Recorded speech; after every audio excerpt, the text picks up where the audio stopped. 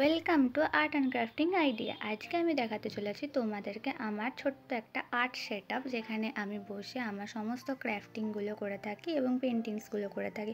তো আমার একটা ছোট্ট টেবিল রয়েছে, এটা তোমরা বাড়িতে খুব সহজেই বানিয়ে নিতে পারবে। দুটো আর্ট পেপার নিয়ে এসে একটা আর্ট পেপারকে আমি প্রথমে সেট করে নিচ্ছি টেবিলের সাথে।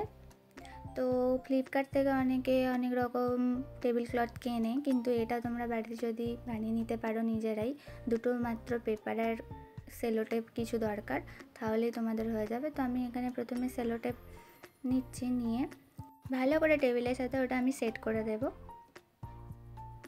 তো এটা তোমরা বাড়িতে খুব সহজেই বানিয়ে নিতে পারবে কোনো রকম খরচ ছাড়াই, আর এটা দেখতেও খুব সুন্দর লাগবে এবং টেকসইও অবশ্যই। আমি তো অলরেডি আমার ক্রাফটিংগুলো করতে থাকছি এই টেবিলে বসেই, দেখতেই পাবে আমার ভিডিওগুলোতে যে কত সুন্দর লাগছে আমার টেবিলটা।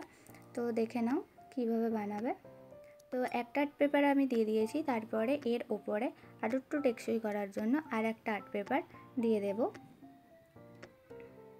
ক্যামেরাটা প্রবলেম করছিল, তাই ক্যামেরাটাকে ঠিক করছিলাম, সরি।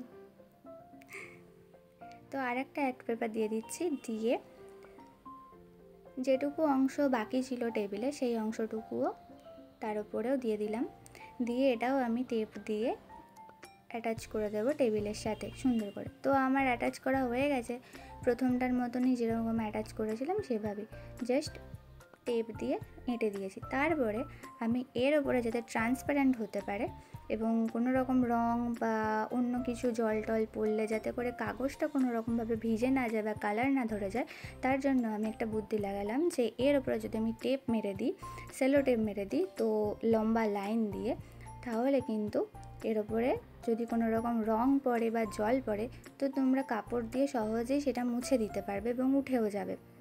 তো আমি সেভাবেই সেলোটেপ মেরে দিয়েছি পুরোটা। তো পুরো এটা এমনই হয়ে গেছে যে কোনো রকম জল বা রং পড়লেও কিন্তু কোনো রকম অসুবিধা হবে না। এরপরে আমি আমার ক্রাফটিং টুলসগুলো সব সাজিয়ে নিচ্ছি একটার পর একটা। তবে আমি এখানে কিছু চেঞ্জেস ঘটিয়েছিলাম, তো সেটাও আমি তোমাদের সাথে শেয়ার করব। আর এটা হলো আমার স্ট্যান্ড, যেটাতে আমি মোবাইল রেখে করি, আর এটা হলো আমার রিং লাইট, যেটা রিং লাইটটা আমার প্রয়োজন পড়ে ক্রাফটিংয়ের ক্ষেত্রে। আর এইদিকে আমার একটা ডেস্ক রয়েছে, যাতে আমার সমস্ত রকম ক্রাফটিং টুলসগুলো রয়েছে সব রকম।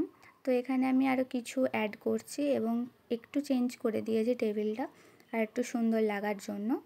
তো এগুলোও সাজিয়ে নিচ্ছি। এগুলো কিছু ছোটো ছোটো বাস্কেট আছে, যার ভেতরে আমার কিছু টুলস রয়েছে, আর এইগুলো আমি কিছু এঁকেছি।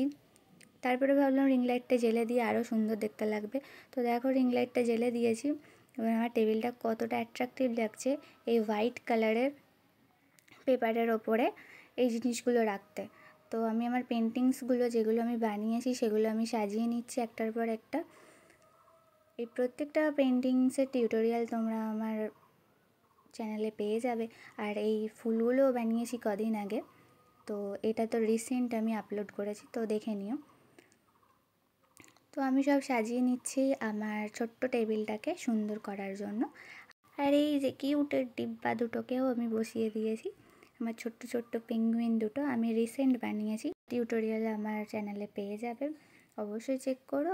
আর আমার এখানে পুরো সেট আপটা তৈরি, আমার আগে থেকে কিছু সেট আপ করা ছিল ওইদিকে। তো তোমরা এটা খুব সহজে কোনো রকম খরচ ছাড়াই বাড়িতে বানিয়ে ফেলতে পারবে তোমাদের ইউটিউব ভিডিও শ্যুট করার জন্য। তো কেমন লাগলো অবশ্যই জানিও কমেন্ট করে। টাটা। ভিডিওটি ভালো লাগলে অবশ্যই চ্যানেলটিকে সাবস্ক্রাইব করে দিও।